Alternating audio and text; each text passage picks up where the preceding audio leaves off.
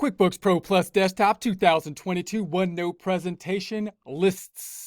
Let's get into it with Intuit's QuickBooks Pro Plus Desktop 2022. If you have access to OneNote, would like to follow along, not required to, but if would like to, icon, left-hand side, topic introductions, 1560 lists tab. Also note, take a look at the immersive reader, topic introductions, also in the text area, same name, same number, with transcripts that can be translated into multiple languages, either listened to or read in them.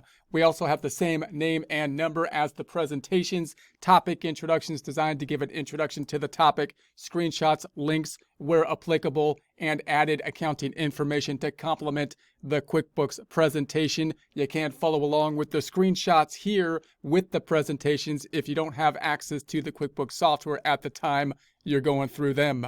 Closing icon left-hand side, we're looking at the lists now.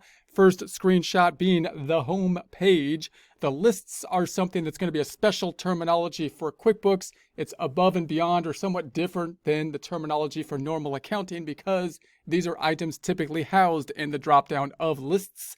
Some of them being on the home page but not part of the flow, that being the chart of accounts and the items lists. If you go into the dropdown, you'll see the lists of lists in the dropdown, the main two on top, the chart of accounts and the items lists. These being things that are typically going to be necessary during the setup process, which we will go into in more detail in the second half of the course when we set up a new company file, these being items that need to be set up properly to get the company file set up properly.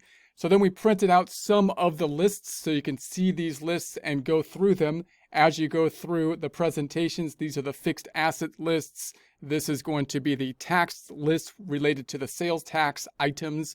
And this is going to be related lists related to payroll, which you'll set up when you set up the payroll. And then, of course, you have the chart of accounts and you have the items lists for inventory. Those two lists will go in and give a special presentation on their own, given the fact that they are so essential.